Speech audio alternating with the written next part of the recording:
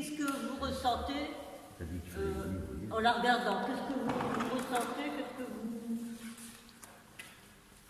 Voilà, qu'est-ce que vous avez des remarques, quelque chose qui vous plaît Moi, c'est les couleurs. J'aime bien les couleurs. Les trouve couleurs. que c'est gai, et c'est tout de suite quelque chose que tu vois, en fait, qui attire l'œil. C'est lumineux, hein. Il y a de la lumière. Hein. J'ai failli faire les auréoles en doré, puis on m'a dit oh non, non, là c'est en blanc. Ça va pas partout, quoi. Après, il y a moi les regards qui me plaisent. Les regards. Les regards. Ah, les regards. Qu'est-ce que tu trouves dans les regards? Des regards bienveillants. Bienveillants, oui. Qui se regardent les uns les autres. Oui. Quoi encore dans les regards? Et même l'attitude de choses. Oui. Ils sont bienveillants. Ils sont... Oui. Alors, ces deux-là regardent plutôt celui-là, ce personnage-là. Oui. Bon. Donc, voilà. Alors, moi j'aime pas dire le mot la Trinité. Hein. Je dirais plutôt un mot trinitaire. Et dans les documentations, c'est écrit icône dite de la Trinité. Hein. Parce que la Trinité, c'est l'amour, c'est la relation, c'est une expérience, c'est pas quelque chose qu'on voit. Hein. Donc, si c'est difficile de montrer quelque chose de la Trinité, mais on va essayer de savoir ce qu'on a déjà compris rien qu'en regardant. Parce que le message, normalement, il besoin d'explications. J'en donnerai, mais ce qui est important, c'est pas les explications, c'est à quoi on est sensible, qu'est-ce qui nous plaît. Vous avez parlé des couleurs, vous avez parlé des regards qui sont bienveillants. Hein. Il y a de la douceur. Hein, il y a de la douceur. Je vais essayer de produire la douceur. Après, selon la façon dont on interprète, ça sont différents. Dans les modèles, les regards sont plus baissés. Hein, un peu plus, on voit plus les paupières. Et là, c'est des regards ouverts. Hein. Voilà. Mais c'est pas exprès, quoi. Il y a une personne qui m'avait posé la question, c'est représentateur en fait, qui se demandait pourquoi ils avaient des bâtons. Est-ce que dans l'original, oui, alors, qu'est-ce qui peut répondre? Voilà. Pourquoi ils ont des bâtons? Voilà. Alors c'est vrai qu'on pense aux disciples d'Emmaüs, mais ça n'est pas l'intention de l'auteur. Hein, mais moi aussi je vois j'ai pensé aux disciples d'Emmaüs. Hein. C'est peut-être aussi en mémoire de Mambré. Donc c'était des marcheurs qui venaient à la rencontre d'Abraham. Oui, voilà. Alors oui, c'est ça. Le peintre, enfin, l'iconographe, c'est pas, on dit pas peintre, hein, le moine Roublev, c'est un russe du XVe siècle, à qui on a demandé de se consacrer à faire des icônes. L'idée de représenter la Trinité de cette façon-là n'était pas nouvelle. Hein. Très tôt, les chrétiens ont vu dans l'histoire d'Abraham qui rencontre trois visiteurs, enfin trois passagers étrangers, existait déjà. Mais il a eu cette intuition, enfin, ce génie de faire ce qu'on appelle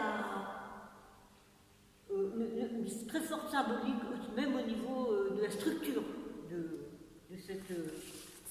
Par exemple, je vais vous montrer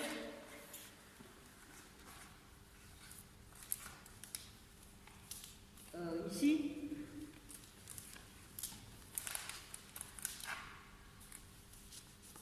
Alors, je ne vais pas faire trop grand, mais Il y a une symbolique qu'on ne peut pas, qu'on ne voit pas bien. Bien sûr qu'on dit, vous voyez un rond. Mais ça n'existait pas sur l'original. Hein. Donc, ce qui est important, c'est un rond ici, que forment les trois anges. Il y a aussi d'autres choses que les cercles. Il y a des triangles. En fait, il y a 2 triangles avec 3 côtés égaux qui représentent l'étoile d'Israël. Ici comme ça, et ici comme ça, jusque-là. Et la pointe est au centre de la table. Donc il y en a un autre ici. Voilà. Donc c'est l'étoile d'Israël, le cercle. Donc l'iconographe a commencé par mettre en place cette géographie, hein, voilà, et ensuite il a disposé ses personnages. Hein, voilà. Donc c'est ça qui crée cette douceur, cette harmonie, cette stabilité même, on va dire. Hein. Tout en ayant du mouvement, hein, il y a un peu de mouvement. Il a mis de la vie dans ça. Alors le cercle représente quoi pour vous? La vie. Oui, quoi encore? Le monde. Le monde. Le monde.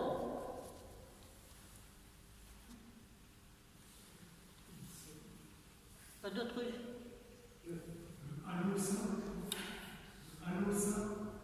Oui.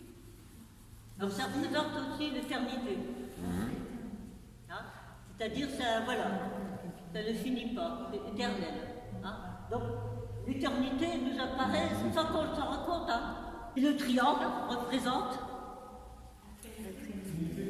voilà, les 3, le chiffre 3. Hein. Et les deux premiers triangles en étoile, c'est les triangles à 3 côtés égaux, 3 angles égaux. Donc, nos personnages, il n'y a pas qui domine, ils sont égaux. Il n'y a pas un personnage plus important que l'autre. Et c'est cette impression-là que ça donne à cause de cette structure. On va passer au bâton. Hein, vous avez parlé des bâtons, c'est vrai que ça veut dire qu'ils marchent, ils sont en marche, ils sont en route. Alors, c'est vrai comme les pèlerins. Hein, donc, quand Abraham aperçoit de loin des gens qui passent, hein, c'est comme des pèlerins, hein, ils traversent le désert, hein, et il les supplie de s'arrêter chez lui pour se reposer, manger, etc. L'hospitalité dans les régions arides comme ça, c'est très important. Hein. C'est nécessaire même, hein, c'est une question de survie. Hein. Il n'y a pas des magasins, il n'y a pas de ville, on peut marcher pendant des jours sans rencontrer personne, donc c'est vital. Hein. Donc Abraham les invite, et vous connaissez la suite, si vous avez lu Genèse 18, hein, le il au pluriel devient il au singulier. Hein, et mes seigneurs deviennent mon seigneur. Hein. Donc c'est pour ça qu'on a vu dans ce Genèse 18, très tôt, la préfiguration de la Trinité. Hein, les chrétiens ont vu la préfiguration de la Trinité. Tout est préfiguration dans la Bible. Dans l'Ancien Testament, comme Jésus explique dans les Écritures tout ce qui le concernait, quand il explique à ses disciples qu'ils ont marché au moins 1 heure, donc il a fallu. Hein, le fils d'Isaac, hein, à qui Dieu empêche Abraham d'exécuter son fils Isaac. Hein, ça veut dire, bon, il n'y aura plus de sacrifice d'enfants, parce que ça existait, mais en même temps, les chrétiens, ils voient le symbole du fils unique qui est sur la croix et qui dure en la vie. Donc, il y a plein de choses symboliques dans les Écritures. Hein. C'est pour ça que Jésus accomplit les Écritures, il donne sens à toutes les Écritures, et en voilà un sens. Alors, au niveau des personnages et des couleurs, qu'est-ce que vous remarquez Ça va? Bleu. Alors, pourquoi? Qu'est-ce que ça évoque les couleurs pour vous? Quand on n'a pas l'habitude, peut-être dans les symboles des chrétiens d'Orient, c'est pas évident. Le bleu, c'est la royauté, dit Manu. C'est la Royauté. Non. c'est le rouge. C'est le rouge, la royauté. Le rouge, la royauté. Le Oui, vert, alors le bleu c'est tantôt. On va gagner à tous les coups. le vert, le Saint-Esprit. Alors le vert c'est plus la vie, la création. Le bleu c'est la divinité, mais parfois c'est l'humanité. Ça dépend. Hein. Par exemple ici, vous voyez, c'est le même. Hein. Vous avez vu? C'est le même. La robe rouge de la royauté, et Jésus a revêtu notre humanité. Mais là, ça peut être, il a revêtu la divinité. Le bleu aussi peut être symbole de divinité. Voilà. Donc, il y a une chose qu'on ne peut pas voir comme ça. Moi non plus, c'est après l'avoir écrite que j'ai compris. Il y a quelque chose, il y a un dessin dans cette image qu'on voit à peine. Il y a un symbole très fort. Le calice. Le calice. Lequel calice? Le calice de l'autel et le calice. Oui. Il y a le calice de l'autel, mais il y a un autre calice plus grand. La table. Voilà. Alors ici, si vous regardez, vous oubliez les personnages, vous regardez ici la ligne.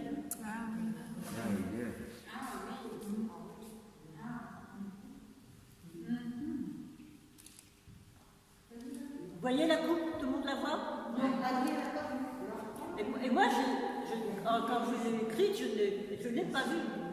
Alors, c'est la coupe de l'offrande. Hein? On parle de la coupe du salut. Ça a beaucoup de sens, hein, la coupe. Est-ce que ça vous rappelle? L'alliance. Là? L'alliance. L'alliance. Ah oui, la coupe de l'alliance. Il y a l'alliance éternelle. C'est la grande coupe, et puis la petite coupe, c'est le partage. Ouais. Alors ça peut être la coupe du partage.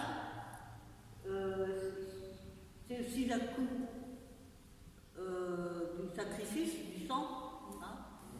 Quand Jésus dit, avant sa mort, Seigneur, Père, éloigne de moi cette coupe. Hein. C'est la coupe dans laquelle on recueille le sang des sacrifices. Quand on a sacrifié un animal, on recueillait le sang. Donc c'est la coupe, voilà. Alors au milieu, il y a une petite coupe qui est la coupe de l'offrande, hein, et qui est aussi le repas. Hein.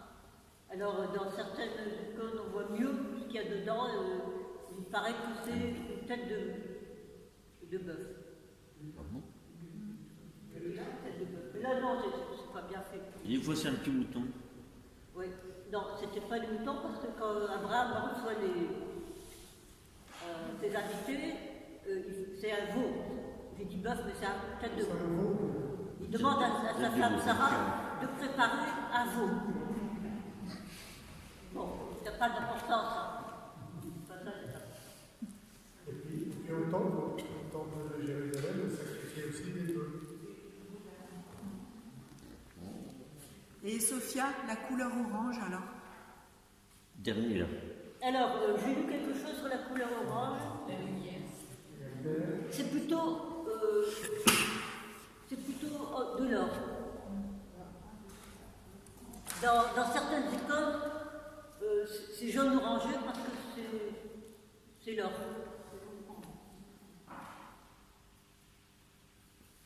D'ailleurs, les autres écoles anciennes, il y a des vêtements qui sont très sombres, mais c'est toujours ocre, plutôt ocre. Hein, alors là, dans ce modèle-là, c'est plus orange. Quoi.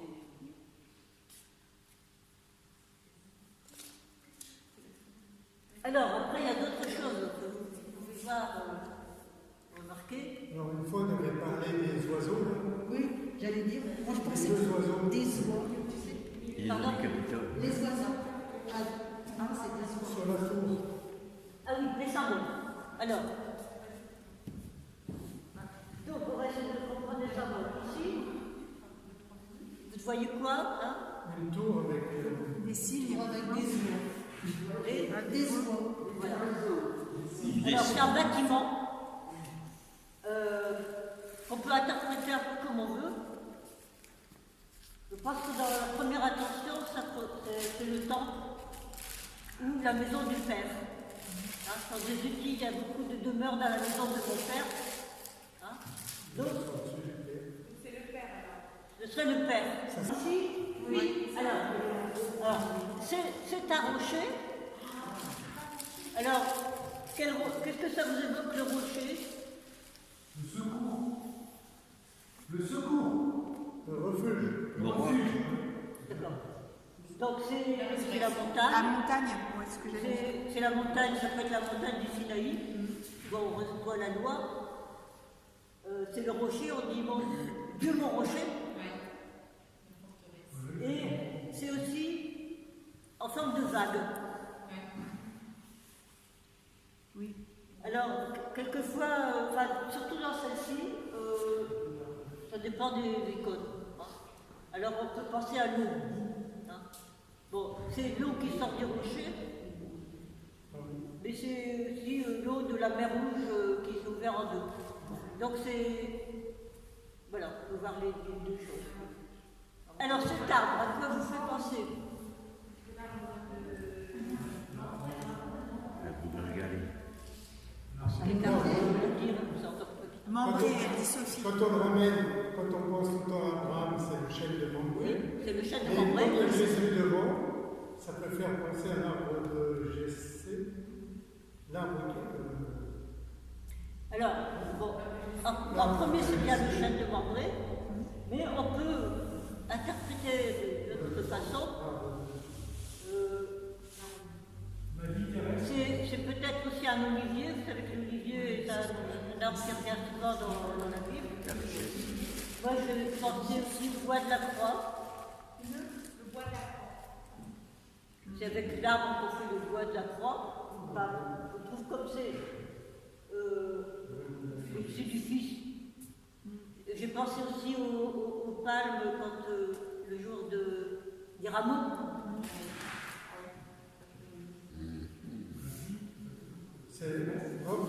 La croix, on a,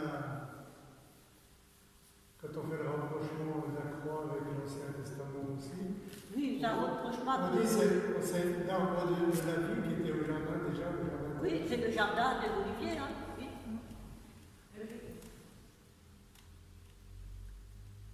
Alors, maintenant, est-ce qu'il y a encore des questions sur le... Oui, parce que tout à l'heure, les oiseaux alors. Pourquoi les oiseaux? Ah ben, je ne sais pas. Alors, C'est embarrassant, je n'ai pas trouvé. Ça pourrait pas être justement la vie terrestre, la flore et la faune, la création. Attends, qu'est-ce que quelqu'un peut me traduire? La création. La création.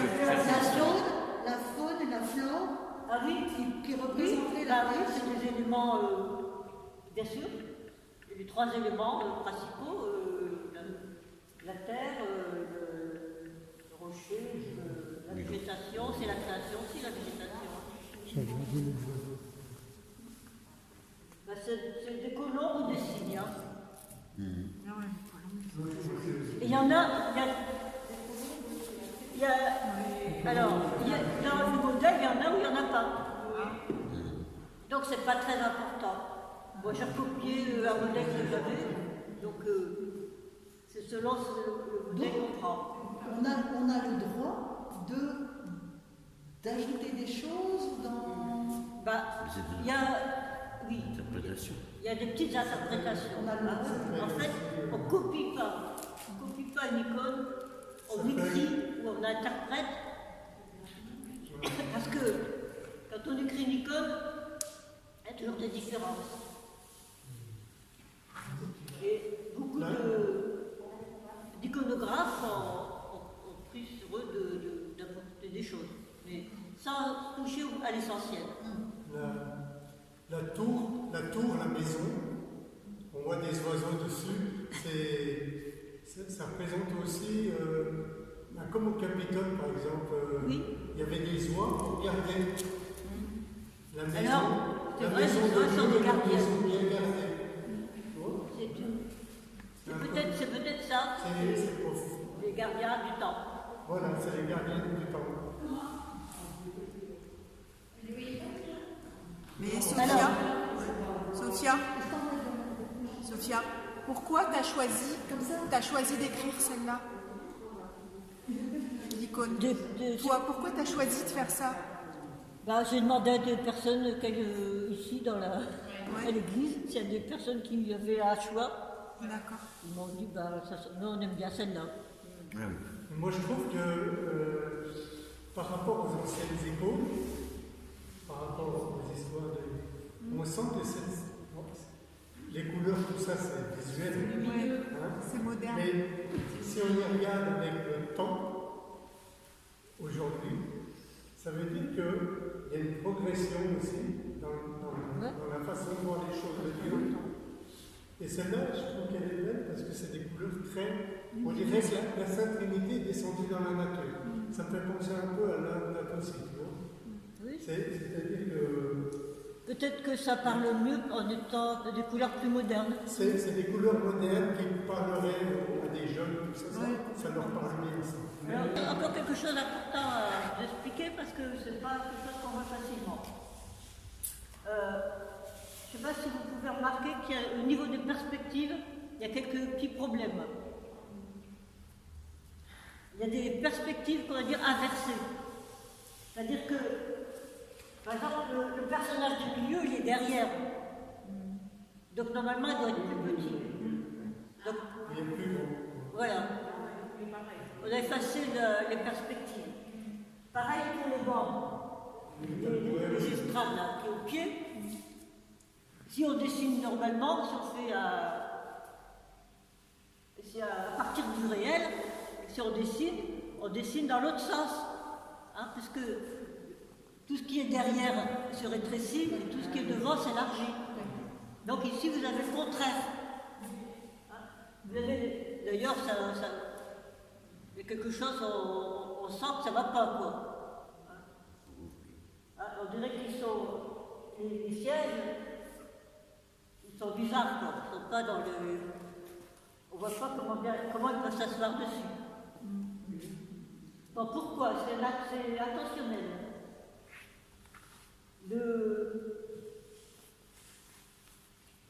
C'est ce qui donne l'impression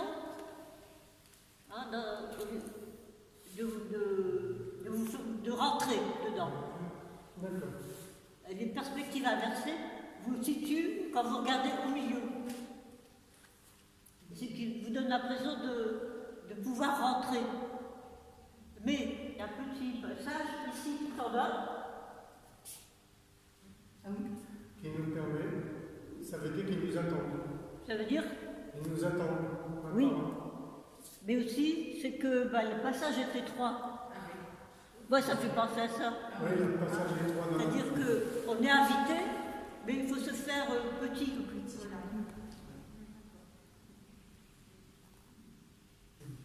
Bon, c'est le triangle. Le deuxième triangle qui arrive juste au milieu. C'est ce qu'on voit. Ici, on ne voit pas la fenêtre. Alors, la petite fenêtre, bon, ça évoquera l'arche d'alliance, les tables de la loi, avec la petite ouverture pour... petite ouverture parce que, voilà, les tables de la loi sont dans une arche qu'on peut ouvrir. Donc c'est aussi l'arche d'alliance Il y a aussi, ce qui est carré, c'est plus, ça évoque la terre, hein, l'humanité. Hein. C'est le contraire de l'éternité, c'est le contraire de... Ça contrebalance, au niveau esthétique, ça contrebalance les ronds et les triangles, et en même temps, ça nous rappelle que on est sur Terre. On est limité aussi, c'est petit. Voilà. Le carré, le rectangle, voilà, on est sur Terre. Alors, on pourrait dire encore des choses sur l'humain. Alors, moi, quand je regarde, effectivement, je sens en même temps d'une joie paisible, mais aussi une certaine gravité. Et moi, j'ai l'impression que, vous pouvez dire vos impressions aussi, hein, qu'est-ce que vous ressentez par rapport à tout cet ensemble qu'est-ce qui se passe pour vous?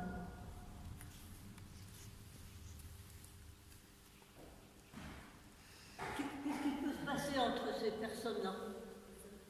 Jésus qui, juste avant sa mort, fait la cour, Qu'ils soient en communion tous les trois. Il y a un dialogue, hein. J'ai entendu qu'il y a un dialogue, presque muet, mais il y a une sorte de connivence. Il y a un accord, il y a une communion.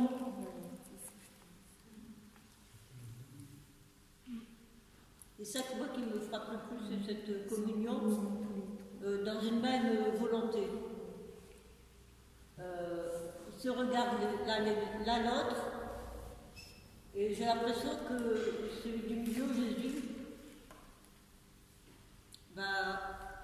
il accepte librement, volontairement ce qui va se passer, hein, c'est-à-dire le sacrifice. Le rouge de la robe évoque bien le sacrifice.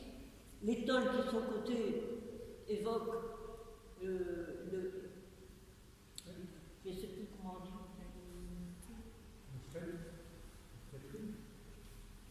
Je cherche le mot.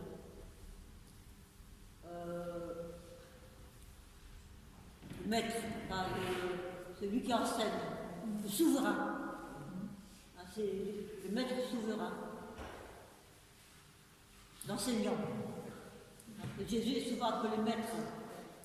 Il a passé tous ses diplômes de rabbin. Et les gens le savent qu'il parle en maître.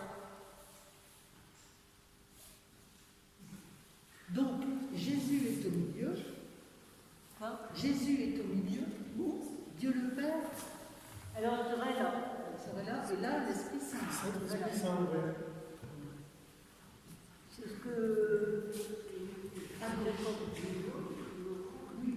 Alors, pourquoi alors on va dire, bon, il a la robe bleue, donc il a le divin en lui. Jésus, il a revêtu le divin, les hommes, et l'Esprit Saint, à la fois divin et créateur, le côté créateur de Dieu. Alors Dieu, on ne peut pas le voir, parce qu'on n'a jamais vu, mais on peut, comment dire, c'est une relation, Dieu est relation. Dieu est amour, et pour aimer, on ne peut pas aimer tout seul. Si on aime à deux, c'est fusionnel, donc ça peut être que trois. Enfin, c'est mon interprétation. Mais... Est-ce que je peux juste faire un petit clin d'œil sur l'interprétation des temps modernes? Je ne sais pas si vous voyez l'ampoule, le fond d'ampoule. Oui. Au centre de l'église, je suis la lumière du monde. C'est un petit clin d'œil avec. Je ne sais pas si vous voyez. Vas-y, avance. La forme d'ampoule. Voilà. Je me permets. Oui. Ah ben, ça n'existe pas dans toutes les icônes. Non, mais c'est très cocasse parce que ça rappelle. ça a été fait il y a bien longtemps, ça. Et on a retrouvé dans les temps modernes une forme de cette forme-là pour donner la lumière, pour apporter la lumière jusqu'à la lumière du monde. Voilà. Et le rond arrive sur la coupe. Ouais, donc ça fait. Moi, je trouvais qu'il n'y a pas ce cercle dans toutes les icônes, hein, mais moi je trouvais que c'était intéressant. Donc il y a deux ronds. Il y a deux ronds. Il y en a un qui passe ici, puis il y en a un qui passe là. Je ne sais pas si vous les voyez là. Les deux cercles égaux. Il y en a ici, puis un autre là. Mais celui du haut n'apparaît pas dans beaucoup d'icônes. C'est un ajout. Voilà. Merci. Après, tout ce qui peut faire avancer, c'est à l'intérieur.